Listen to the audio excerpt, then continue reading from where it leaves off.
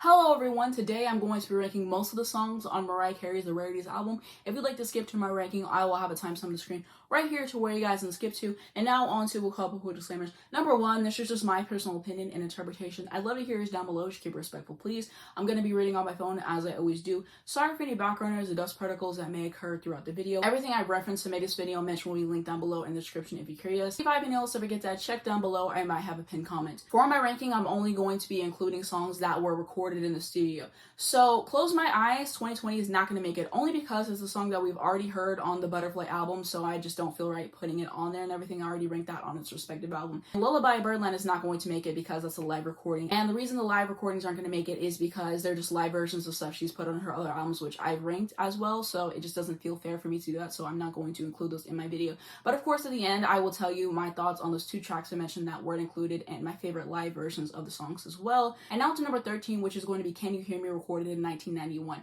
So she sings beautifully on this track. I can appreciate her choices vocally and what she does there, and whenever I do come back to this track more, I can definitely respect it for what it is and the effort put in and whatever. But this just has never been a favorite for me. I haven't really been able to connect with it. I listen to this, I'm like, yeah, it definitely was a reject. It doesn't hold my attention very much, but I can appreciate it for what it is. I will say about the song, it says, allegedly thought to be recorded for inclusion on the Emotions album, this was a very rare song that Carey and Barry Mann, a famous songwriting duo Man and Wheel, wrote together. Within the booklet of the Rarities, there's a short blurb on each song. The passage on Can You Hear Me reads, working with the legendary Barry Mann was truly an honor. We recorded this demo in the hopes that Les Streisand, aka Babs, would perform it. That didn't happen, but I just recently unearthed this rarity, our writing demo, and wanted to share it with you. And now to number 12, which is going to be Save the Day with Miss Lauryn Hill, recorded in 2020. So my thoughts on the song, it's alright, it's just kind of there to me. I don't particularly go and listen to this outside of the context of the album. Sometimes I'll let it play if it comes on, sometimes I'll skip it, it really depends on what mood that I'm in. But I can definitely appreciate the message of the song and her vocal performance on here as well. And now to number 11, which is going to be I Pray, recorded in 2005. Another gospel song from Mariah. I can really appreciate this. It feels uplifting to listen to as well. I like it for what it is, and I think that there's some decent vocals on here as well. And now to number 10, which is going to be Loverboy, Firecracker, original version, recorded in 2001.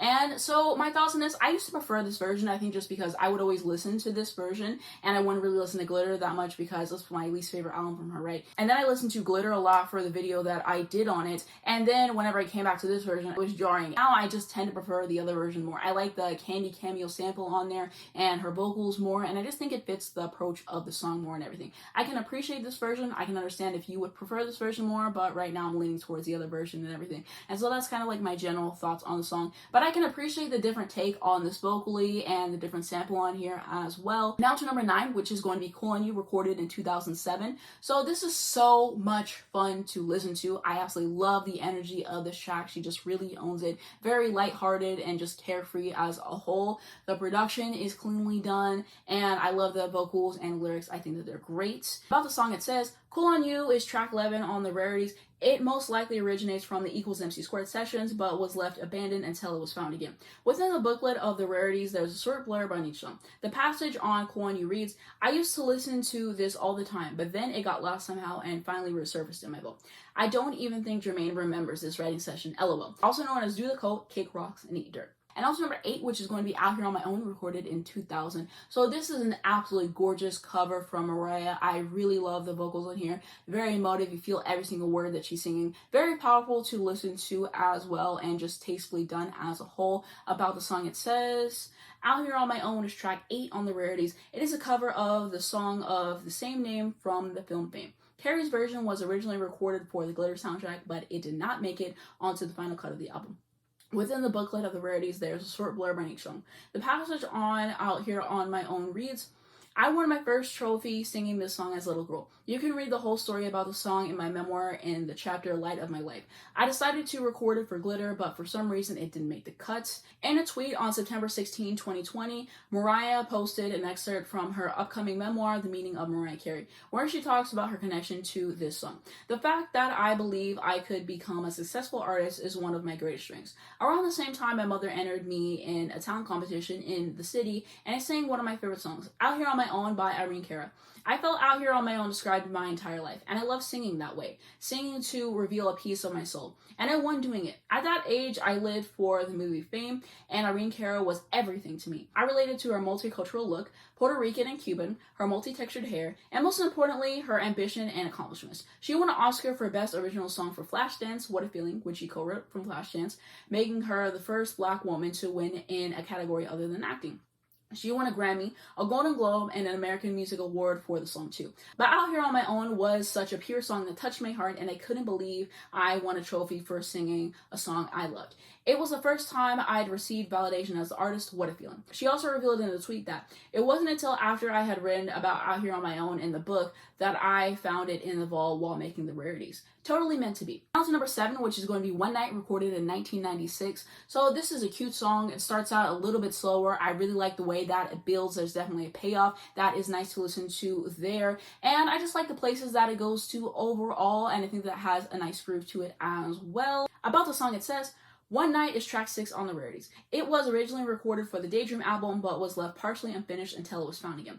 Within the booklet of the Rarities, there's a short blurb on each song, the passage on One Night reads, an early collaboration with JD that both of us forgot about. Listed in the vault as I don't know, because I didn't know what to call it. It collected dust until we brought it back to life. I think it's fun. And now to number 6, which is going to be Mariah, recorded in 2012. So this is fantastic. I love this one so much. The instrumentation is phenomenal, as well as just the groove of the song and like the chord progressions there too as well. And her vocals on here are great. And now to top 5, and the 5th slot, I'm going to have Everything Fades Away, recorded in 1993. This is an incredible track. The production on here is just absolutely mind-blowing. Very fitting for the song overall as well. And it has a haunting feel to it overall, which I really do like. I appreciate the background vocals on here. They really add so much to the song and take it to another level for me personally. About the song, it says, Everything Fades Away is a song recorded by Mariah Carey from her 3rd studio album, Music Box 1993. It appears on the international edition of the album. It was available to American audiences through the Hero single as a B-side before being officially released on the Rarities album in 2020. Within the booklet of the Rarities, there is a short blurb on each song. The passage on Everything Fades Away reads, one of the more personal songs I wrote during this era. This was a B-side on the Hero single and never got the attention I find it deserves. I guess the label didn't quite know how to categorize it musically at the time, but it's an early indicator of a place I would end up exploring further down the road. And Walter Afanasieff says on the song, we kind of did a song on every album that had a similarity to each other, and it was a little wave that her and I caught on the first real big project we worked on together, which was the album Emotions. There was this chord progression we always like to remind ourselves of. It was one of those times where we ended up writing a song that really was just a comfortable place that we would always go into. It was something that naturally came out. There were a couple of songs that we ended up with. My favorite from the Music Box album wasn't on the US version, but it was on the international version of the album. It was Everything Fades Away. It kind of broke my heart, to be honest. Record companies always have their rules. They always feel like there's too many songs in the album, or not enough songs in the album, or not enough of this kind of song in the album. It's usually a decision made by a corporate mind, and they're usually wrong. Everything Fades Away was one of the favorites that many Europeans always say, and I had wished it went on the American release. Because it didn't make the American release, we put the other song, All I've Ever Wanted, on the album. It's in that area of where it was a ballad type song and it was really comfortable for us. And something else I wanted to add really quickly about this song is if you put this on at the end of the Music Box album, it just seals everything up so nicely. Like she said, it's a precursor for what is to come, and this is the grand ending for it. I really love All I've Ever Wanted, but once you hear this song, it just blows your mind, and this just has to be the closer. I can't believe it wasn't on the US version of the album. On to number 4, which is going to be Slipping Away, recorded in 1996. This is about realizing that your partner is slipping away from you. Things have changed in your relationship and everything. Such a pleasant track to listen to. Very catchy as well. I love the melody on this song. It is just insane. And the vocal performance on here is a standout as well for me. The lyrics are pretty good too, and the bridge is immaculate. About the song, co-writer Dave Jam Hall said, we wrote another song the same day. Slipping Away later releases a B-side. It was a ballad, a slow song. I kept hearing people say this is the best song she ever wrote, and I never even realized she put it out. And now to number 3, which is going to be Here We Go Around Again, recorded in 1990. This feels so playful. Production and instrumentation really stands out to me on this song, and it feels like the 90s in the absolute best way. I just really appreciate it. And the vocals and the vocal delivery on here, chef's kiss, did what she had to do there. Very satisfying to listen to. There's some decent songwriting on here as well, and it's just always been a highlight for me. I've always really looked forward to it every single time it comes on. About the song, it says, "Here We Go Around Again" is track 1 on the Rarities. The oldest track in the collection, the song was also featured as the second track on Carey's infamous demo tape.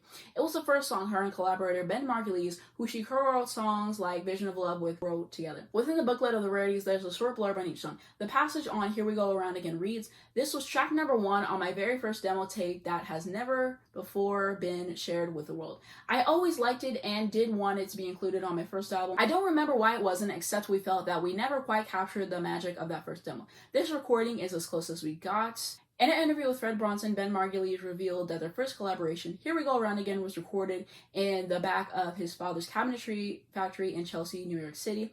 It was this real Motown thing. She wrote all the verses out. We were very excited because she sounded incredible. That was the beginning of the collaborating. Now to number 2, which is going to be "All I Live For," recorded in 1993. This song is just amazing from top to bottom. And there's this edit on Twitter, and it's Beyonce performing "Crazy in Love," but then they change out the audio with this song, and I will find it, and I will try to link it down below in the description for you guys to watch. But if you haven't watched it, definitely check it out. I just think that it's fun that they put like those two together, and I think that fits so well. I think that this song is a treat to listen to. It's just the perfect up-tempo track. Like, you really can't get much better than this in my personal opinion. It feels so wholesome as well, and it just puts a smile on my face every single time that I hear it. Production is so cleanly done on here, and the vocals and lyrics on here are pretty good. I heard that there was this big ending for the song, and then unfortunately they ended up losing all the stems, so then she had to go back in the studio and record the ending, and she absolutely ate with that, and once again shows her talent as a vocalist. About the song, it says, "All I Live For" is track 5 on the Rarities. It was originally recorded for the Music Box album, but was left partially unfinished until it was found again.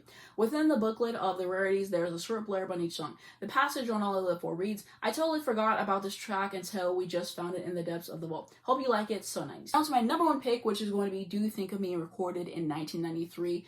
This song is just pure brilliance. It feels so luxurious to listen to. The chord progressions in here are fascinating, very intricate song as well. And it has kind of like this sensual feel as well in terms of that, and then the lyrics, and then whenever you combine them together and the way that it meshes, I mean, that's just history right there. And her vocals on here are beautiful to listen to as well. I love how the song progresses, and the lyrics are great. And this is one of the best songs in her entire discography. Yes, I would really go far. It's truly that outstanding, and just wow, I love this song so much. I really wish that it would have made the Music Box album. I think that it would have fit so nicely, would have made the album more dynamic as a whole. I will say this song is just effortlessly cool. I adore it so much. And if you've been sleeping on the song, it's time to wake up. It's time to put it on again and just realize the masterpiece that she put out with this song. Again, it reminds me a lot of "Alone in Love" from her debut album. If you have not listened to those two side by side, you really should, because there's some similarities there, and I just think that they sound brilliant together as well. So that's definitely something that I wanted to say. Does anybody else agree with me there? Did you not really think of it, but now that you listen, you can kind of hear? Let me know down below in the comments what you guys think of it there. About the song, it says, "Do You Think of Me" is track 3 on the Rarities. It first appeared as a B-side on the Dream Lover single in 1993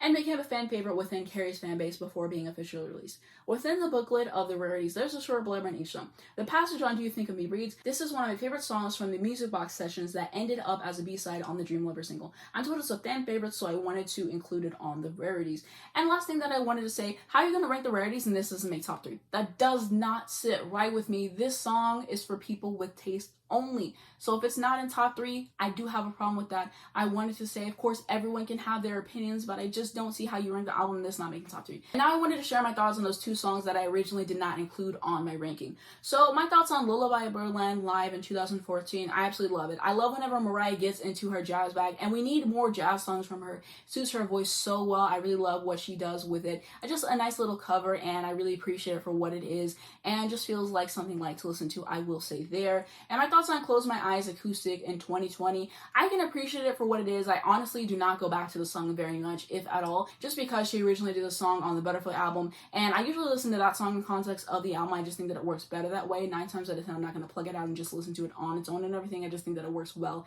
in the narrative, and that's like kind of my opinion there. I can appreciate it for what it is, but like that's my honest thoughts on that song. If I was going to include them on my ranking, I would definitely have "Lullaby" Birdland like right before "Loverboy," and then "Close My Eyes" 2020 probably at the bottom just because I never do listen to it, if I'm honest. Down to my favorite performances from the second disc that I wanted to share with you all. So Underneath the Stars, this version is just magical. I really love her vocals, what she does there, and just a treat to listen to. So I really love this version of Underneath the Stars as well. Next up is going to be Just Be Good to Me. So this took me a few listens to really get into, and now that I've listened to it enough, I'm just hooked. I'm sold on this song. This is a cover of the SOS Band, and she absolutely ate them up. She did what she had to do. I love her vocal performance, her own flair that she adds onto the song, and this is just the it version of this song for me. Those who get it, get it. If you don't, go listen to it again and let me know what you guys think in the comments, but I think that this is objectively one of her best covers in her entire discography. I like the outfit that she put on for the song as well, I will say. Next up is going to be Hero. This version is just more refreshing in terms of like her vocals, and I also like how she improvises upward on that one part as well. I don't tend to listen to this version a whole lot, but definitely stand up for me. And yeah, I tend to not listen to the second disc a lot just because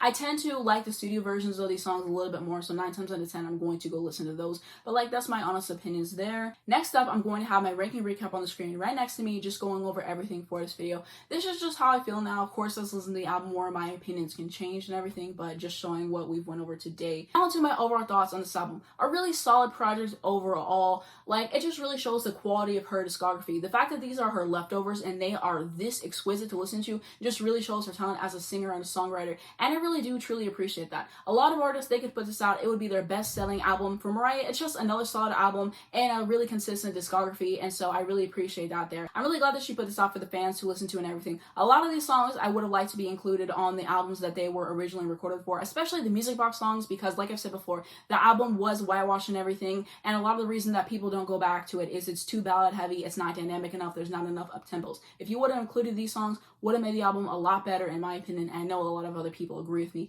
as well. But I'm glad to have these songs. You can put them in the playlist and enhance the album and have your own little experience there. So I definitely do appreciate the fact that she did this for the fans. And this tends to be one of my most listened to albums from her. Like I said, I usually listen to the songs on the first side and everything, but yeah, I have a few songs that I really love. Like the main 3, those are the ones that I listen to the most, but I can really appreciate what she did with this overall. We definitely need the Rarities Part 2. She's teased it a few times, and I just need more stuff like this in my life. Because if these songs are this good, imagine what else she's holding in the vault that we don't have. Like, why don't we have Hypnotized yet? Why don't we have certain songs yet? Like, I want to hear the Chick album with her vocals. Like, there's so much more that I really want to discover. So I hope that we get the Rarities Part 2 very, very soon. That would be amazing to listen to. Of course, I would do a little review on the channel, maybe a little reaction as well. If you wanted to see more Mariah Carey videos, then definitely subscribe to my channel because I've done a lot of videos on her. This is actually going to be my last video in terms of ranking her music because I've already ranked pretty much all of her solo albums before, and that'll be in the cards and it'll be linked down below and at the end of this video if you'd like to check all those videos out.